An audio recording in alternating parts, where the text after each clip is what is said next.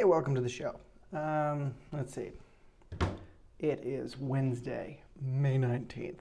So it's been since last Thursday since I saw you. So much has happened. It's very exciting. I actually don't know if anything's really happened in your lives.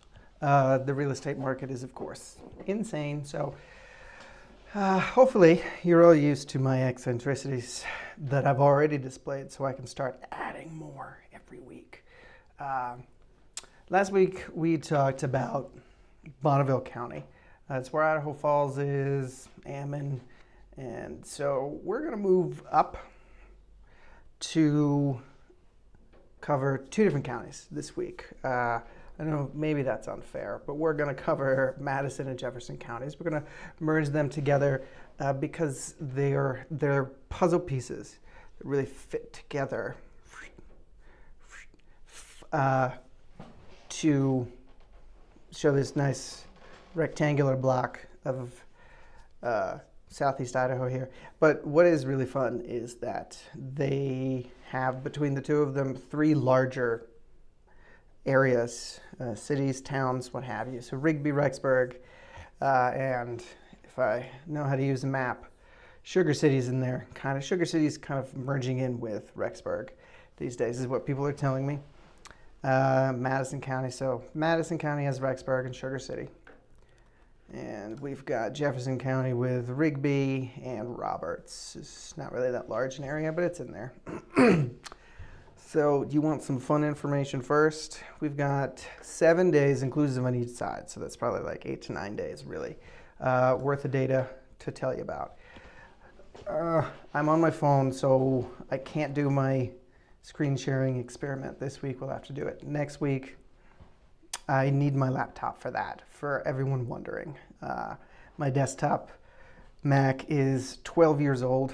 She's still running, but she has trouble doing the things she needs to do some days. So I'm on my phone today, and we'll dig into these numbers. As I said, these numbers are 8 to 9 days inclusive, so it's the 12th through the 19th. The reason I'm going to cover the 12th instead of why I cover Wednesday to Wednesday instead of Thursday to Wednesday is when I shoot this at, now it's 3:45. If I shoot it at 10 or 11, there's 6 hours still worth of closing to do. There's still a lot that's going to happen in every real estate day. Between Madison and Jefferson counties last week, there were a shocking and surprising 8 properties closed. I didn't believe this the first time. I looked it up on a second resource. This I've got is from our MLS, our multiple list service, the Snake River MLS through Navica, and I didn't believe it. So I checked through our RPR, that's our Realtors Property Resource, just to make sure that that information was correct, because 8 closed. Jefferson and Madison counties are, I hesitate to use the word, but they're tight. This is an amazing seller's market here. I do believe this number would be 2, 3, 4 times as much if there was just more on the market. 2 properties, 160 through 180,000. That's fantastic. 2 properties, 250 to 300, which is where we're sitting. 3 properties, 300 through 400,000, and 1 400,000 through 500,000. That's hopefully adds up to 8. But with an average 14 days on market, it's really interesting that the 3 homes in the $300,000 range sat on the market for an average of 23 days themselves, where the one that was at 400,000. So a higher price one went a lot faster. There's a number of reasons for that, why that could have happened. Finishes, location, what have you. 3 cash and 3 conventional out of the 8. So I don't know what 3 out of 8 is. A little under 50%. Please don't ask me to do easy math like that. I can calculate all sorts of things with a snap of your finger, but percentages have not always been my friend. Anyway, Yeah, 3 cash, 3 conventional transactions, 1 VA, 1 RD loan. I love those RD loans. Those rural development loans. With the VA and the RD, you're putting very low to nothing down. Interest rates generally tend to be a lot better, government-backed.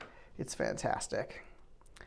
So 27 new listings came on the market last week with 8 closing. Now that doesn't correlate. There's no 27 came on, why didn't 27 close? Even at cash deals, they're going to take a little longer. You still need 3 to 4 days to close your cash deals. I've done a cash deal in at least in under a week, and it's not the most ideal thing to do, but it can happen. 27 new listings came on the market between the 2 counties, which is good news. It means theoretically in 30 to 45 days we'll have at least 27 closed. But this week we only got the 8. Median sold price at about $286, but the average sold price at $297. So we're really seeing this creep up. I say creep up. But these 8 houses amounted for $2.3 million worth of real estate. So we're seeing quite a bit there. Jefferson County comes first as you head up the map. Bonneville County, Jefferson County, and then Madison County kind of squeezes into that puzzle piece there.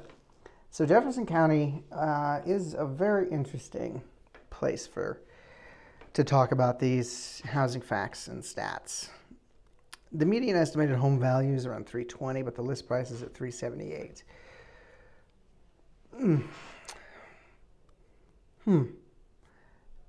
What does that tell us? Questions from the audience? Well, theoretically, it tells us that values are on the rise and they're going a little bit faster than the data is coming through. This is through the end of April, is as far as that data goes. From our Realtor Property Resource. It's only going back April 30th is the last day for this poll. It comes probably on a monthly basis. But if the median home value is at $320, we're seeing a 16% increase. But $320 is still below Idaho's estimated median home value at $323. Not by much. It's still well above the U.S.'s at $256. It's doing great. I mean, the U.S. at total has $140,000 for that median list price, but that takes into account a lot of areas that have either nothing on the market in the last however long, a 12-month change, or just have incredibly low values. And there's still a lot of places that have very, very low values. I'm not going to tell you what they are because we don't want everyone moving there and jacking up the values. No offense, everyone's going to do it. We all find a place we love and we go. Median list price is fascinating. In Jefferson County, it's at $378,000. That's still below Idaho's average now, $430,000. As I said, with the U.S. at $140,000. It's up. This is still, we're going to get April's data, so it's still up over March at 1.3%. But it's a 12-month change, a 12-month growth in value of 45%. That is 11% higher than Idaho's average at all. Idaho's 12-month list price change is only 34%. So Jefferson County doesn't look like it's having the highest list price. It's a little below the rest of the state, but it is, in fact, having massive growth over last year. That is really impressive. It's, let's see, we say there's about $44.6 million worth of real estate in Jefferson County. That's, of course, of all buildings for which permits were issued. There's 34% of an increase in permits issued. So we are going to see some building going on in Jefferson County. It's definitely going to start hitting. We're going to see a lot of new developments. That's an exciting thing. That's more real estate to sell. That's more people coming in and helping home values rise, which is something we all want. That's why real estate is, of course, one of the best, if not the best, long-term investment. It always goes up in the end. If you get out while it's low, that's a bad idea. I know it's never going to feel good to watch value go down, but don't worry about it. It's not going to be a long-term thing. Real estate always goes up, guys. What? One of my last and one of my favorite interesting facts, because this is going to contrast with Madison County quite a bit. 80% of property is owned. Let's say 80% of people are owners of the properties, with 20% renting. Idaho in general is at 69% for ownership versus 31% for rental, which is about with the national average of 64% own. We're going to switch gears really quickly. Madison County. This is Madison County while we see Rexburg having this incredibly fast market, it's incredibly tight. There's not a whole lot on the market. It's seeing its value at $288,000. Now, that seems incredibly low, given that today we were talking about even an $800,000 house going over the weekend. What does that say? Me, I'm out of my gourd on that. So $288,000, I think we need to dig deeper somewhere else in this and do a really big, deep survey on Madison County and see where that is. Madison County is saying there's no month-over-month change. It's median list price at $155,000. Madison County, just like Jefferson County, has a lot of more rural area that may not have a whole heck of a lot in it. But you've got Rexburg, Sugar City, they're all now merging together into one. There's a lot of property there. There's a lot of new developments going up there as well. We'll talk about that in just a second. But month over month, there's no change here. $288,000. It's well below Idaho's median estimated value. It's slightly above the US's, so that's good. 18% increase, however, in the 12-month value. So that is fantastic. 63.3% in the list price 12-month change, which will not, even though I said it earlier as if it would, it's not a direct correlation of list price to more value. It will take a little while for that to edge itself out, but 63.3% list price, the 12-month change, means we are going to see those values go up incredibly high. That's fantastic. We'll keep that on a rolling number there. What do I want to talk about? Owners versus renters in Madison County. Rexburg has BYU Idaho, Brigham Young University here in Idaho. It's the Rexburg campus. I hear more people renting there.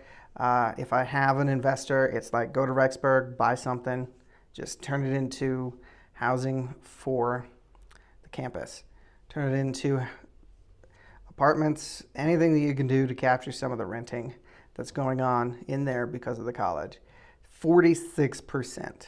That's less than 50% of people in Madison County own their homes, own their own homes. 54% of people rent, and that has to do with BYU Idaho being right there. It's huge. I've dealt with a lot of people coming, either in-state, out-of-state, people from just all around, like, hey, we want to live here and have a property here that we can rent out. You know, where would you recommend we buy something to rent out? Rexburg. Go Rexburg. It's incredible. There's so much there. Rexburg sits, that's my bad.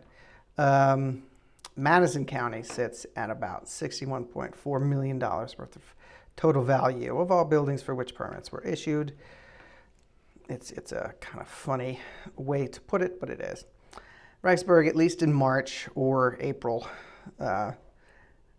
down 3% in its permits issued, which we're still going to see new construction happening in Rexburg, Sugar City, everywhere, which is probably the main areas you're going to see it. I really doubt more towards Felt and Teutonia, like the halfway mark is where the county ends. I don't think you're going to see too much development out there, but off of 20 there, in between Rigby and Rexburg, Sugar City area, you're going to see more construction. You can already see a lot happening from 20 as you're going up. I did it this morning, both ways. Otherwise, how would I get back? And so there is definite construction there, but there's a small dip in the permit number, so we're not getting quite as much. Probably just filling out what's already been done, filling out those permits. Speaking of building permits, we'll do this really quickly, and then I'll let you go. Building permits ending April 30th, 159 single-family building permits were issued. 3 to 4 unit buildings, about 20. 5 plus, so giant apartments, complexes, big ones, big multifamily properties, 8. So there'll be at least 8 5 plus unit buildings in Madison County. Let's compare that to Jefferson County. Ooh, whoa. New single family buildings, about 219. What was the Madison County? 159. So it looks like Jefferson County is really going to try and give everywhere else a run for its money. Whether it's Manan, it's Roberts, or it's Rigby, there's definitely going to be a lot going on in Jefferson County real soon. 3 to 4 unit buildings, they're going to build 11. Looks like there's 1 5 plus unit building. That is going to be interesting. The whole thing is going to be interesting. Really interested to see where this goes, because this is not, it's not the most crowded of places, either county. There's a lot to do in either place. You know, you've got the best barbecue at Little Mike's down at Rigby. They got the best playground that my kids love. Come on, it's got a pirate ship and a bear cave. It's just so much fun. You got Bear World up there. And that's not even getting to Rexburg. I love driving across the street. I love driving down the street and an airplane just goes over. It's really cool. So there's a lot to do up there. So these are really gonna start exploding even more than they are. Lots of new building coming, which is very good, very exciting. It's good for everybody. It's good for jobs. It's good for the growth. I know that we don't always want that kind of growth, but this is what keeps the economy moving, right? We need housing. We need the jobs that come with housing. We need the jobs that are there to support the housing. It really does, it circles, it cycles. There's major employers in this area. BYU itself is a major employer, and then everything else that comes with it. I wouldn't have expected driving down some of these streets in Rexburg to see some of these really cool developments that they've put in there and they're multi-use developments. So you've got the bottom full of storefronts for Pizza Hut or Five Guys, and you've got the apartments up top. It's really one of my favorite concepts, is that multi-use buildings when they're there. I mean, they're a nightmare to manage, but I don't have to do that here, which is great. So we need more on the market is basically where we're at. The new houses that are being built, they're selling faster than they're being built. That's why so much is being built. If there wasn't demand, we wouldn't be in this problem. That's what it is, right? We are where we are because people want to live somewhere in Southeast Idaho. I mean, personally, I can't blame them. It is an amazing place to live. I love it. Everyone I talk to loves it. And we just need more people to love each other, I guess. I got lost there, sorry. We just need more housing to fit the people in. That's what I was trying to say. So, again, as you see, I've added more of myself to this, and I'm a little over the top and wacky, and you'll see more of that. Believe me, it's fun. But, I mean, we got a great market here. Next week, I'll do it on my laptop so you can see what I'm seeing at the same time with me in the corner while I talk. Because I understand that I am the main draw of this and not the information. Right. Please leave comments about how much you like me, of course, and what I do and all that I'm doing around here. Yeah. please ask questions, ask for information, give me a call. My number should be somewhere floating around the bottom of the screen. And there, right there. And so give me a call. We'll see what we can do for you. Tomorrow, I think we were going to talk about condos. People don't know what a condo is. It is not just an apartment that you own. It's different than that. So we'll talk about condos real quick tomorrow, and then restaurants on Fridays. It's a surprise. I'm about 2 weeks ahead of eating.